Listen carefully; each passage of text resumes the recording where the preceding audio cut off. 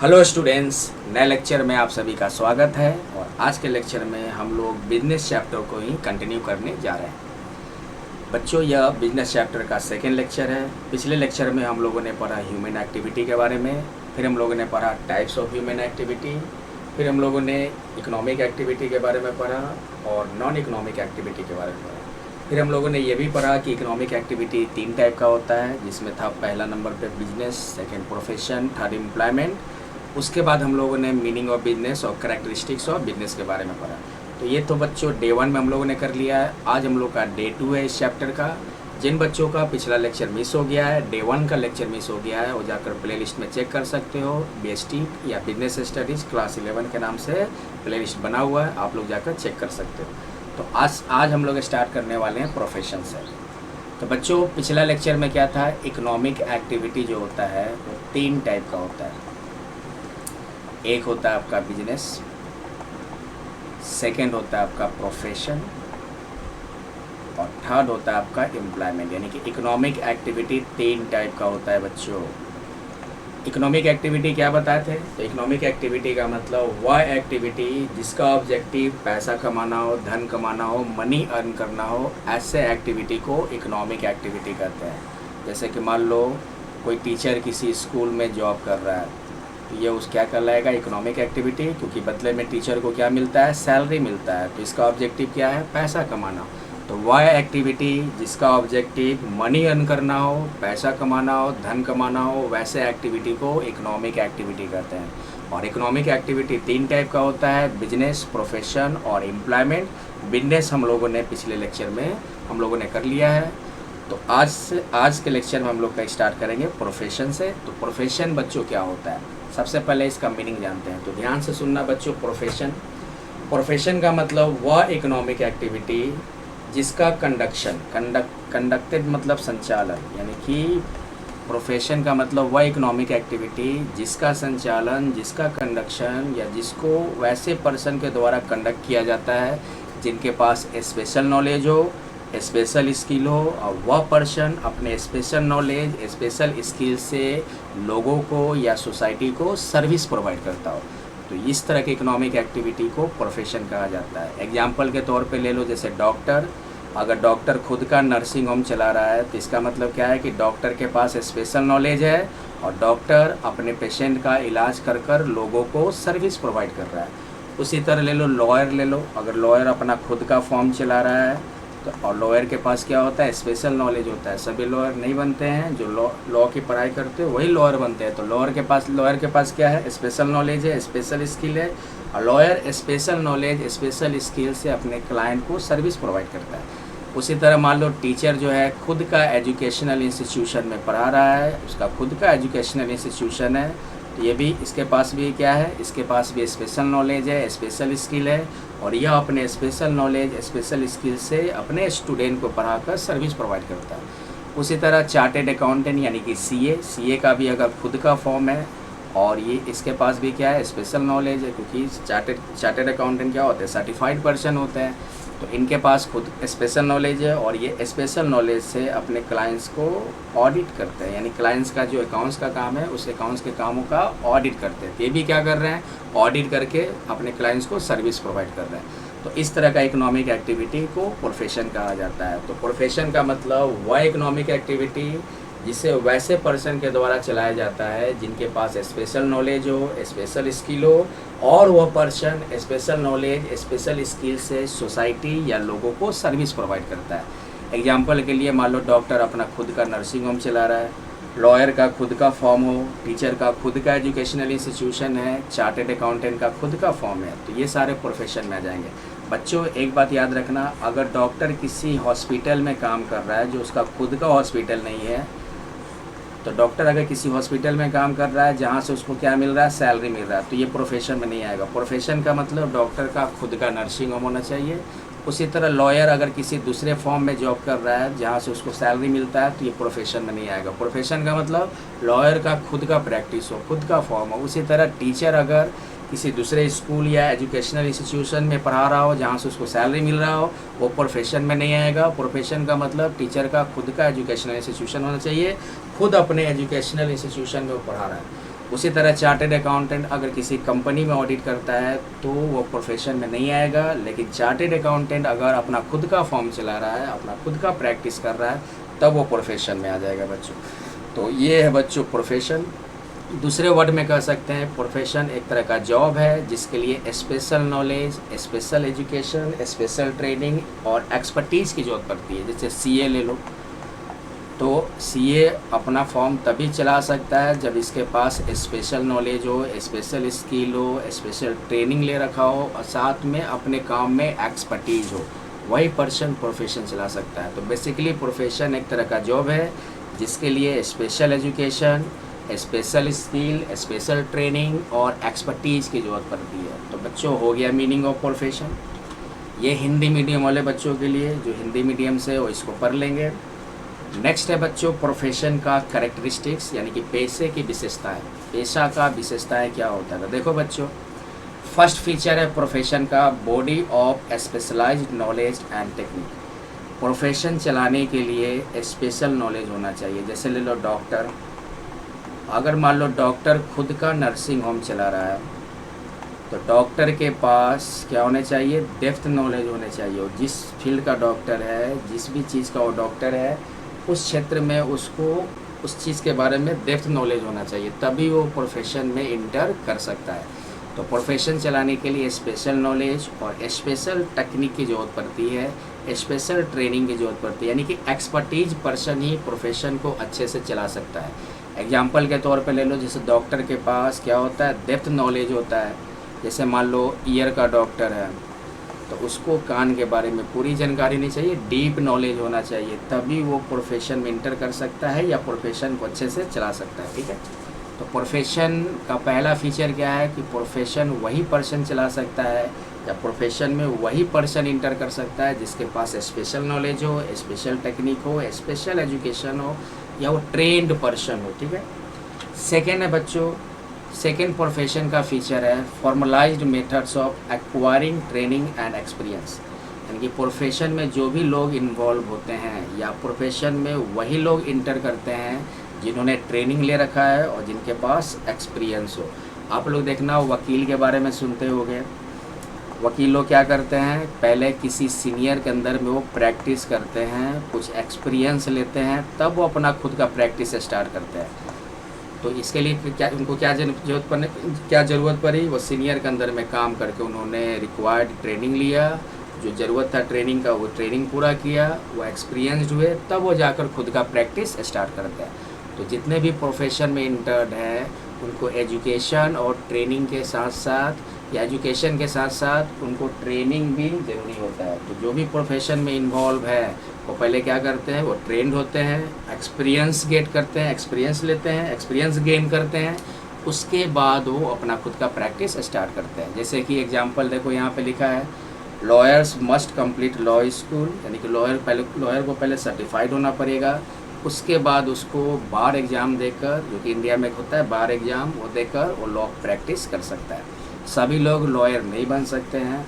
उसी तरह डॉक्टर है, डॉक्टर को भी क्या करना होगा? मेडिकल कॉलेज से डिग्री लेनी होगी, तभी वो सर्टिफाइड होगा, तभी वो प्रैक्टिस कर सकता है। तो प्रैक्टिस करने से पहले वो क्या करते हैं? सीनियर डॉक्टर के अंदर में वो ट्रेनिंग करते हैं, एक्सपीरियंस गेन करते हैं, तब जाकर वो अपना खुद का प्रैक्टिस स्टार्ट करते हैं। तो प्रोफेशन का सेकंड फीचर क्या है कि प्रोफेशन में एंट्री के लिए ट्रेनिंग और एक्सपीरियंस की ज़रूरत पड़ती है। यानी कि जो प्रोफेशन में इंटर करना चाहता है उनके पास ट्रेनिंग होना चाहिए, वो ट्रेंड पर्सन होने चाहिए और एक्सपीरियंस पर्सन होने चाहिए। थर्ड है प्रोफेशन का थर्ड फीचर है establishment of representative association. Her profession का एक रिप्रेजेंटेटिव ऑफ एसोसिएशन होता है। जैसे कि मान लो इंडिया में, मान लो इंडिया में जो डॉक्टर लोग होते हैं उनका एसोसिएशन है इंडियन मेडिकल एसोसिएशन। और ये एसोसिएशन का काम क्या होता है कि डॉक्टर के प्रैक्टिस के रिगार्डिंग स्टैंडर्ड सेट करता है, डॉक्टर के लिए प्लेटफॉर्म प्रोवाइड करता है ताकि वो अपना प्रैक्टिस कर सके। तो बेसिकली हर प्रोफेशन का एक रिप्रेजेंटेटिव एसोसिएशन होता है। एग्जांपल के तौर पर डॉक्टर के लिए क्या है? IMA, यानी कि इंडियन मेडिकल एसोसिएशन। ये क्या करता है? मेडिकल प्रैक्टिस इंडिया में कैसे होगा उसके लिए स्टैंडर्ड सेट करता है, नियम बनाता है। ठीक है बच्चों, नेक्स्ट फीचर है प्रोफेशन का कोड ऑफ कंडक्ट। प्रोफेशन में जो भी लोग इन्वॉल्व है उनको एथिक्स फॉलो करना ज़रूरी हो जाता है, कोड ऑफ कंडक्ट फॉलो करना ज़रूरी हो जाता है। जैसे कि मान लो एक एग्जांपल ले लो, डॉक्टर। तो डॉक्टर जब भी अपने पेशेंट का इलाज करता है, ठीक है, तो उसको बहुत सारे कोड ऑफ कंडक्ट, बहुत सारे एथिक्स फॉलो करने होते हैं। पहले तो इलाज करते समय वो ईमानदार रहे। दूसरी बात है कि जिस पेशेंट का वो इलाज कर रहा है उसके लिए वो रिस्पॉन्सिबल हो, अपने जॉब के लिए जिम्मेदार हो, अपने क्लाइंट का रिस्पेक्ट करे, क्लाइंट का ध्यान रखे, पब्लिक का ध्यान रखे, पब्लिक वेलफेयर के लिए काम करे। तो ये सारे एथिक्स हर प्रोफेशन को या जो डॉक्टर है उनको फॉलो करना होता है। तो जितने भी प्रोफेशन में लोग इन्वॉल्व होते हैं उनको कोड ऑफ कंडक्ट फॉलो करना ज़रूरी हो जाता है। कोड ऑफ कंडक्ट का मतलब जैसे चार्टेड अकाउंटेंट ले लो। चार्टेड अकाउंटेंट अपने क्लाइंट का जो बिजनेस का अकाउंट्स है उस अकाउंट्स का क्या करता है, अकाउंट्स बुक का ऑडिट करता है। तो चार्टेड अकाउंटेंट जब ऑडिट कर रहा होता है तो पूरी तरह से अपने क्लाइंट के प्रति ईमानदार रहे, क्लाइंट के साथ धोखेबाजी ना करे, कोई फ्रॉड ना करे, क्लाइंट के फेवर में काम करे, कंट्री के साथ धोखा ना करे। तो इस तरह का कुछ एथिक्स चार्टेड अकाउंटेंट को फॉलो करने होते हैं। अगर चार्टेड अकाउंटेंट कोई गलत काम करता है, कोई फ्रॉड में इन्वॉल्व होता है, तो चार्टेड अकाउंटेंट को कौन सर्टिफाइड करता है, आईसीएआई। ये क्या कर सकती है, चार्टेड अकाउंटेंट का सर्टिफिकेट कैंसिल कर सकती है, इसका प्रैक्टिस कैंसिल कर सकती है, इसको इलीगल पर्सन डिक्लेयर कर सकती है। तो हर प्रोफेशन में ज़रूरी होता है कोड ऑफ कंडक्ट फॉलो करना, कोड ऑफ कंडक्ट का पालन करना। नेक्स्ट प्रोफेशन का फीचर है कि priority of service over economic consideration. यानी कि प्रोफेशन में क्या होता है, जितने भी लोग प्रोफेशन में इन्वॉल्व होते हैं उनका मेन फोकस होता है अपने क्लाइंट को या लोगों को क्वालिटी सर्विस प्रोवाइड करना, अपने क्लाइंट या लोगों के ज़रूरत को पूरा करना। यानी कि पहले आप सर्विस बढ़िया दो, बाद में आप पैसे का सोचो। यानी कि पहले प्रॉफिट नहीं देखना है, पहले क्या देखना है कि पहले लोगों को आप बढ़िया सर्विस दो, क्वालिटी सर्विस प्रोवाइड करो, लोगों के ज़रूरत को पूरा करो, जो आप सर्विस देकर उसका ज़रूरत पूरा कर सकते हो, उसके बाद आप पैसा देखो बच्चों, प्रोफेशन एक इकोनॉमिक एक्टिविटी है। तो प्रोफेशन का भी ऑब्जेक्टिव पैसा ही कमाना होता है, लेकिन इंटरेस्ट पहले क्या होगा, प्रायोरिटी पहले क्या होगा कि पहले आप सोसाइटी को, लोगों को सर्विस प्रोवाइड करो, फिर आप पैसा देखो, फिर पैसा कमाओ। तो प्रोफेशन में एक इम्पॉर्टेंट फीचर क्या है कि सर्विस को ऊपर रखा गया है, प्रॉफिट को नीचे रखा गया है, यानी कि priority of service over economic consideration. ठीक है बच्चों, तो ये था प्रोफेशन का फीचर। ये हिंदी मीडियम वाले बच्चों के लिए, आप लोग हिंदी मीडियम के हैं तो इसको रीड कर सकते हो, ये भी रीड कर सकते हो। चलो नेक्स्ट इकोनॉमिक एक्टिविटी है एम्प्लॉयमेंट, रोजगार। देखो बच्चों, इकोनॉमिक एक्टिविटी 3 टाइप का होता है। तो जहाँ भी इकोनॉमिक एक्टिविटी देखो ना, इकोनॉमिक एक्टिविटी में क्या आ जाता है, फर्स्ट में बिजनेस, सेकेंड में प्रोफेशन और थर्ड में हो गया तुम्हारा एम्प्लॉयमेंट। तो जितना भी इकोनॉमिक एक्टिविटी देखो तुम, सारे इकोनॉमिक एक्टिविटी का ऑब्जेक्टिव क्या है, पैसा कमाना। बिजनेस का भी ऑब्जेक्टिव पैसा कमाना है, प्रोफेशन का भी ऑब्जेक्टिव पैसा कमाना है, एम्प्लॉयमेंट का भी ऑब्जेक्टिव क्या है, पैसा कमाना है। इसलिए तो इसको इकोनॉमिक एक्टिविटी कहते हैं। तो एम्प्लॉयमेंट क्या होता है बच्चों, कहेंगे एम्प्लॉयमेंट वह इकोनॉमिक एक्टिविटी होता है जिसमें लोग किसी के लिए या किसी के अंदर में काम करते हैं और बदले में उनको मेहनताना मिलता है, रेमुनरेशन मिलता है। फॉर एग्जांपल ले लो, जैसे डॉक्टर अगर किसी हॉस्पिटल में वो जॉब कर रहा है और मान लो ₹1,00,000 उसका क्या है, सैलरी है, उसको ₹1,00,000 का सैलरी मिल रहा है। तो यहाँ पे ये डॉक्टर क्या हो गया है, आपका एम्प्लॉयमेंट में आ जाएगा। तो इस तरह का कुछ है। अगर डॉक्टर का खुद का अपना नर्सिंग होम है तो कह सकते हो कि वो प्रोफेशन में आ जाएगा। तो उसी तरह मैनेजर ले लो, मैनेजर क्या है, मैनेजर अगर किसी कंपनी में काम कर रहा है तो वो क्या है, किसी के अंदर में काम कर रहा है, अब बदले में उसे क्या कर रहा है, सैलरी ले रहा है। तो ये बच्चे एम्प्लॉयमेंट में आ जाएगा। तो एम्प्लॉयमेंट का मतलब वह इकोनॉमिक एक्टिविटी जिसके अंदर लोग क्या करते हैं, दूसरों के लिए काम करते हैं और बदले में रेमुनरेशन लेते हैं, मेहनताना लेते हैं। और बच्चों, जो मेहनताना है, जो रेमुनरेशन है, वो 2 तरह का हो सकता है, सैलरी के शेप में भी हो सकता है, वेजेस के शेप में भी हो सकता है। जैसे मैनेजर ले लो, अगर मैनेजर किसी कंपनी में काम करता है तो मैनेजर को क्या मिलता है, सैलरी। वर्कर ले लो, वर्कर अगर किसी फैक्ट्री में काम कर रहा है तो वहाँ से उसको क्या मिल रहा है, मजदूरी मिल रहा है, वेजेस मिल रहा है। तो रेमुनरेशन जो है, मेहनताना जो है, सैलरी के शेप में भी हो सकता है और वेजेस के शेप में भी हो सकता है। एम्प्लॉयर बच्चों, एम्प्लॉयर क्या होता है, जैसे मान लो राम जो है वो रिलायंस कंपनी में जॉब कर रहा है मान लो, तो राम क्या हो गया, ये एम्प्लॉय कहलाएगा। और जिस कंपनी में जॉब कर रहा है उसको क्या कहते हैं, एम्प्लॉयर। तो एम्प्लॉयर जो है वो गवर्नमेंट इंटरप्राइज भी हो सकता है और प्राइवेट इंटरप्राइज भी हो सकता है, यानी कि एम्प्लॉय दो तरह के हो सकते हैं, गवर्नमेंट एम्प्लॉय और प्राइवेट एम्प्लॉय। और एम्प्लॉयमेंट जो है बच्चों परमानेंट नेचर का होता है। परमानेंट नेचर का मतलब सुनते होंगे कि आपका जॉब फिक्स हो गया, परमानेंट हो गया, अब कोई आपको वहाँ से रिट्रेंच या छटनी नहीं कर सकता है। एक होता है टेम्प्रोरी नेचर का जॉब, टेम्प्रोरी नेचर का एम्प्लॉयमेंट। इसमें क्या होता है कि कभी भी आपको काम से निकाला जा सकता है। एक होता है कैजुअल बेसिस। कैजुअल बेसिस में है कि जब तक काम है आपको काम करना है, जब कंपनी में काम नहीं है आपको काम से हटा दिया जाएगा। तो ऐसे एम्प्लॉयमेंट नेचर को कैजुअल बेसिस कहा जाता है। तो एम्प्लॉयमेंट बेसिकली परमानेंट भी हो सकता है, टेम्प्रोरी भी हो सकता है और कैजुअल बेसिस भी हो सकता है। एम्प्लॉयमेंट में क्या आ जाएंगे, अगर मैनेजर किसी कंपनी में जॉब कर रहा है, क्लर्क मान लो किसी गवर्नमेंट क्लर्क हो या किसी प्राइवेट सेक्टर में जॉब कर रहा हो, डॉक्टर किसी गवर्नमेंट हॉस्पिटल या प्राइवेट हॉस्पिटल में काम कर रहा हो, इंजीनियर किसी गवर्नमेंट सेक्टर या प्राइवेट सेक्टर में जॉब कर रहा हो, तो ये सारे बच्चों एम्प्लॉयमेंट में आ जाएंगे। तो एम्प्लॉयमेंट वह इकोनॉमिक एक्टिविटी होता है जिसमें लोग किसी दूसरे के लिए काम करते हैं, किसी दूसरे को सर्विस प्रोवाइड करते हैं और बदले में उनको रेमुनरेशन मिलता है। ये हिंदी मीडियम वाले बच्चों के लिए, बच्चों हिंदी मीडियम के जो बच्चे हैं पढ़ सकते हैं।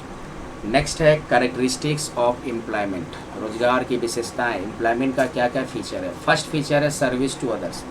बच्चों एम्प्लॉयमेंट का डिफिनीशन ही बता चुके हैं। एम्प्लॉयमेंट का डिफिनीशन में ही क्या था, एम्प्लॉयमेंट वह इकोनॉमिक एक्टिविटी है जिसमें लोग दूसरों को सर्विस देते हैं और बदले में रेमुनरेशन लेते हैं।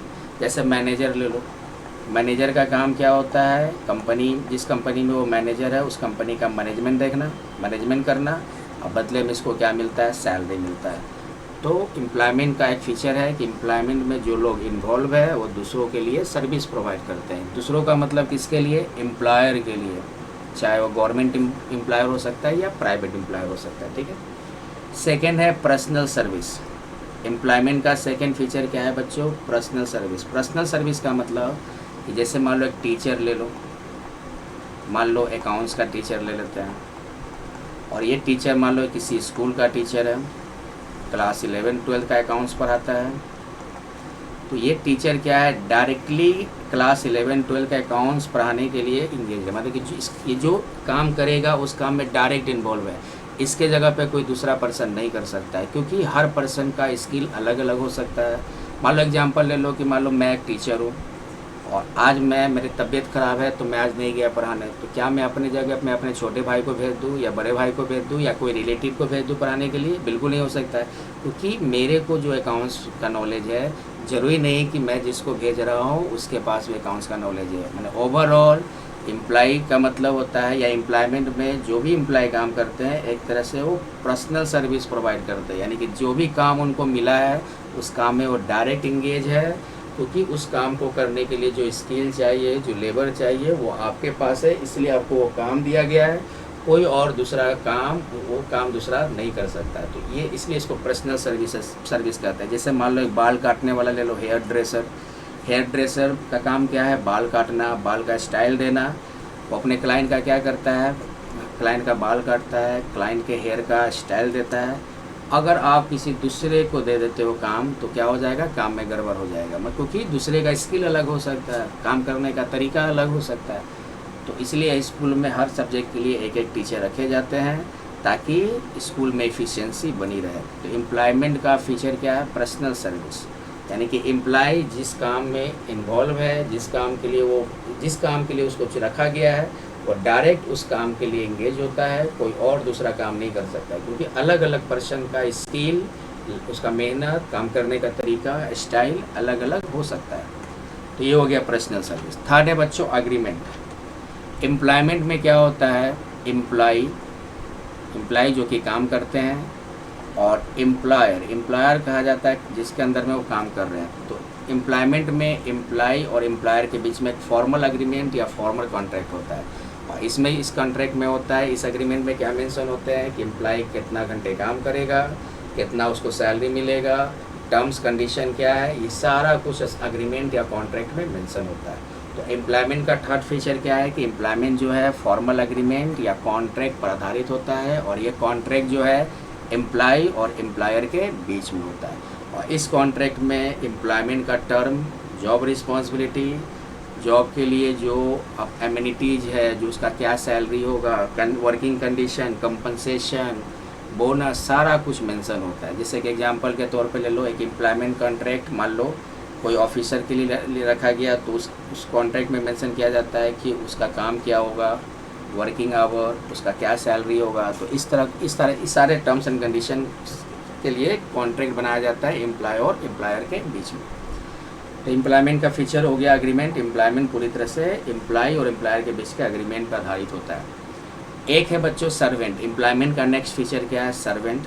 एम्प्लॉयमेंट में क्या होता है कि जो एम्प्लॉय हैं, जो काम करते हैं, वो कंपनी के या एम्प्लॉयर के क्या होते हैं? सर्वेंट के रूप में काम करते हैं। मतलब कि जो इनको मालिक बोलेगा, जो इनको अथॉरिटी बोलेगा, जो कमांड देगा, जो काम करने को देगा, इनको बस उनको फॉलो करना है। यानी कि कंपनी के डायरेक्शन, कंपनी के कंट्रोल के अंदर में काम करते हैं। इनका काम है कि जो अथॉरिटी ने इनको कहा, जो अथॉरिटी ने डायरेक्शन दिया, उसी डायरेक्शन के अकॉर्डिंग इनको काम करना है। क्योंकि ये एक तरह से किस रूप में काम करते हैं? सर्वेंट के रूप में काम करते हैं। जैसे कि मान लो ले लो फैक्ट्री वर्कर, तो फैक्ट्री वर्कर को एक टाइम शेड्यूल बना कर दिया गया, जो कि मैनेजर ने टाइम शेड्यूल बनाया। तो मैनेजर ने जो टाइम शेड्यूल बनाया, जैसे कि अब 9 से 5 आपको काम करना है, तो सारे वर्कर्स को इसको फॉलो करना है। क्योंकि वर्कर क्या है? मैनेजर के अंदर में सर्वेंट है। उसी तरह मैनेजर का भी कोई सीनियर होगा ना, तो मैनेजर किसके अंदर में काम कर रहा है? सीनियर के अंदर में काम कर रहा है। मतलब सीधा सीधी समझो कि एम्प्लॉयमेंट में एम्प्लॉय सर्वेंट के रूप में काम करते हैं। नेक्स्ट है एम्प्लॉयमेंट का feature no need of capital. Employment के लिए कैपिटल की ज़रूरत नहीं पड़ती है। जैसे बिजनेस को चलाने के लिए कैपिटल की ज़रूरत पड़ती है, प्रोफेशन में भी थोड़ा बहुत कैपिटल लगता है, मटेरियल लगता है, लेकिन एम्प्लॉयमेंट में कोई कैपिटल नहीं होता है। एम्प्लॉयमेंट में जो भी काम का चीज़ होती है, जो भी एसेट्स चाहिए, जो भी टूल्स चाहिए, जैसे कंप्यूटर, सॉफ्टवेयर, ऑफिस सप्लाई, ये सारा एम्प्लॉय को कंपनी की तरफ से मिलता है। तो एम्प्लॉयमेंट में कैपिटल की ज़रूरत नहीं पड़ती है। नेक्स्ट है नो रिस्क। एम्प्लॉयमेंट में एम्प्लॉय के ऊपर कोई रिस्क नहीं होता है। ये एक तरह का स्टेबल इनकम होता है। ऐसा नहीं कि बिजनेस में प्रॉफिट अधिक हो रहा है तो सैलरी अधिक मिलेगा, प्रॉफिट कम हो रहा है तो सैलरी भी कम मिलेगा, अगर बिजनेस में लॉस हुआ तो सैलरी नहीं मिलेगा। ऐसा नहीं होता है। सैलरी आपका कंसिस्टेंट मिलते रहता है, सैलरी आपका स्टेबल होता है। जैसे कि स्कूल में टीचर पढ़ा रहा है, उसका मंथली सैलरी मान लो 50,000 रुपया है, और वो टीचर को हम हर महीने कंसिस्टेंट सैलरी मिलता रहेगा, चाहे एडमिशन बच्चा ले रहा हो या नहीं ले रहा हो। इसलिए कह सकते हैं कि एम्प्लॉयमेंट में एम्प्लॉय के ऊपर कोई रिस्क नहीं होता। तो ये था बच्चों एम्प्लॉयमेंट का फीचर, ये हिंदी मीडियम वाले बच्चों के लिए। नेक्स्ट बच्चों है ऑब्जेक्टिव्स ऑफ बिजनेस। बिजनेस का क्या उद्देश्य होता है, बिजनेस किन किन चीज़ों पे ध्यान देती है, बिजनेस क्यों चलाया जाता है। तो देखो बच्चों, बिजनेस का ऑब्जेक्टिव को 2 भागों में बांटा गया है, एक इकोनॉमिक ऑब्जेक्टिव और एक हो जाएगा तुम्हारा सोशल ऑब्जेक्टिव।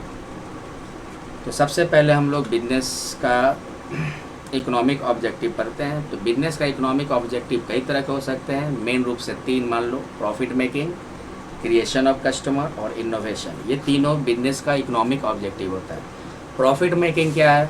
हर बिजनेसमैन जब भी बिजनेस को चलाता है, बिजनेस इस्टेब्लिश करता है, तो उसके दिमाग में एक चीज़ होता है प्रॉफिट, यानी कि प्रॉफिट कमाने के लिए ही बिजनेस चलाया जाता है। तो बिजनेस का मेन, बिजनेस को ऑपरेट करने का, बिजनेस को संचालित करने का, बिजनेस को इस्टेब्लिश करने का मेन ऑब्जेक्टिव क्या है? प्रॉफिट। यानी कि primary economic objective of business क्या है? प्रॉफिट जनरेट करना। क्योंकि प्रॉफिट क्या होता है, बिजनेस चलाने के लिए रिस्क उठाने पड़ते हैं। तो बिजनेस को चलाने के लिए जो रिस्क उठा रहे हैं, उस रिस्क का रिवार्ड आपका क्या है? प्रॉफिट है। तो प्रॉफिट बहुत ज़रूरी होता है बिजनेस को, बिजनेस के लिए, चाहे बिजनेस को चलाना हो, बिजनेस का ग्रो करना हो, बिजनेस को बढ़ाना हो, इसके लिए प्रॉफिट चाहिए। तो हर बिजनेस में एक मेन ऑब्जेक्टिव क्या होता है? बिजनेस किस चीज़ों पे फोकस करती है? प्रॉफिट कमाने पर फोकस करती है। सेकेंड बिजनेस का इकोनॉमिक ऑब्जेक्टिव है क्रिएशन ऑफ कस्टमर। बिजनेस जो है कस्टमर पे चलता है। अगर आपके पास अधिक कस्टमर है तो ये आपके लिए अच्छी बात है, आपका प्रॉफिट अधिक होगा। अगर आपके पास कम कस्टमर है तो कम प्रॉफिट होगा। तो हर बिजनेस क्या फोकस करती है कि जितना अधिक से अधिक हम कस्टमर को अट्रैक्ट कर सकें, क्योंकि कस्टमर को अट्रैक्ट करेंगे या कस्टमर को बना कर रखेंगे तब हमारे बिजनेस का प्रोडक्ट बिकेगा तो हमारे बिजनेस में प्रॉफिट होगा। तो प्रॉफिट कमाने के लिए कस्टमर को अट्रैक्ट करना, कस्टमर बनाना ज़रूरी होता है, और ये बिजनेस का मेन मोटिव, मेन ऑब्जेक्टिव कह सकते हो। कस्टमर कैसे अट्रैक्ट करते हैं, तो बहुत सारे बिजनेस क्या करता है, अपने प्रोडक्ट का एडवर्टाइजमेंट करता है, मार्केटिंग कैंपेन करता है, कस्टमर सर्विस बढ़िया प्रोवाइड करेगा, बढ़िया क्वालिटी का प्रोडक्ट प्रोवाइड करेगा, ताकि कस्टमर बने, कस्टमर का क्रिएशन हो, कस्टमर उनका बना रहे। क्योंकि जितना अधिक कस्टमर होगा बिजनेस के लिए सही होगा, बिजनेस को प्रॉफिट होगा। अगर कस्टमर आप खो देते हो तो प्रॉफिट आपका डाउन होगा। तो बिजनेस का एक और इकोनॉमिक ऑब्जेक्टिव क्या है, कस्टमर को अट्रैक्ट करना, कस्टमर को बना कर रखना। थर्ड है बच्चों इनोवेशन। इनोवेशन का मतलब होता है न्यू आइडिया या न्यू प्रोडक्ट। मार्केट में जितने भी प्रोडक्ट चल रहे हैं, जैसे मान लो मोबाइल ले लो, बहुत सारा मोबाइल है, तो हर मोबाइल में देखते होगे ना कि एक चार्जर होता है चार्जिंग करने के लिए। मान लो एक कंपनी एक ऐसा नया मोबाइल लॉन्च की जिसमें कोई चार्जर की ज़रूरत नहीं पड़ रही है, यानी कि विदाउट चार्जर मोबाइल वो क्या रहेगा, काम करेगा। तो ये एकदम नया प्रोडक्ट हो गया। तो अगर कोई बिजनेस इस प्रोडक्ट को लॉन्च करती है और ये अगर कस्टमर को पसंद आ जाता है, क्योंकि आएगा ही, क्योंकि यूनिक प्रोडक्ट है। आप मार्केट में एकदम नया प्रोडक्ट लाओगे, एकदम डिफरेंशिएट प्रोडक्ट लाओगे, तो लोग आपके प्रोडक्ट खरीदेंगे। नहीं तो ऐसे क्या है कि आपके जैसे 100 प्रोडक्ट बेचने वाले हैं तो इसमें कस्टमर बट जाते हैं। लेकिन जब यूनिक प्रोडक्ट मार्केट में लाते हो, यानी कि अपने बिजनेस में इनोवेशन करते हो, तो इससे क्या होता है कि कस्टमर बनने के चांसेस बढ़ जाते हैं। तो बिजनेस का मेन ऑब्जेक्टिव इनोवेशन करना भी होता है, समय के अनुसार नया प्रोडक्ट लॉन्च करना। तुम देखते हो कि बहुत सारा, जैसे एप्पल का ले लो, आईफोन क्या है, ये हमेशा कुछ ना कुछ नया फीचर ऐड करके नया फीचर ऐड करके नए नए वर्जन लाता रहता है, ताकि इसके कस्टमर बने रहें।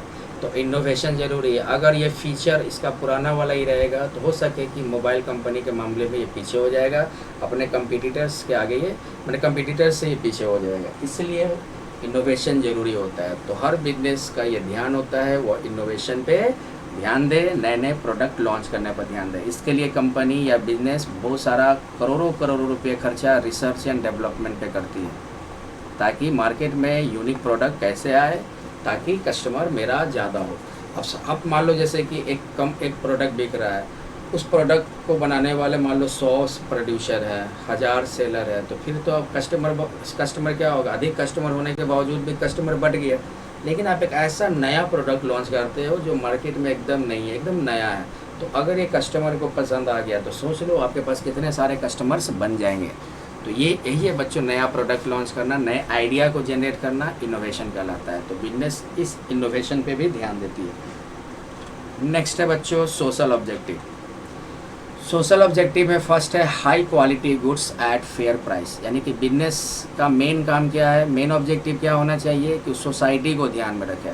क्योंकि कस्टमर कहाँ के होते हैं, सोसाइटी के होते हैं, लोग होते हैं। लोगों को ध्यान में रख कर अगर बिजनेस चलाया जाए तो बिजनेस आपका लंबे समय तक चल सकता है। तो लोगों को कैसे आप करोगे, लोगों को कैसे अट्रैक्ट करोगे, लोगों को नीड को कैसे पूरा करोगे।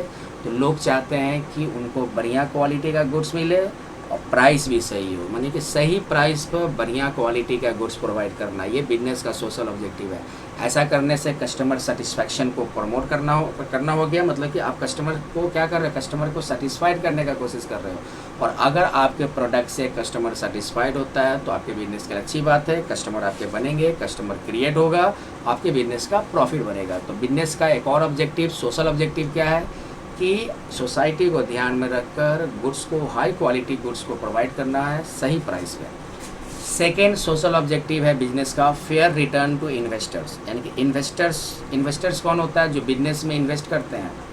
तो वो आपके बिजनेस में इन्वेस्ट किए हुए हैं, तो इन्वेस्ट करने का मतलब उनको बदले में कुछ रिटर्न चाहिए ना।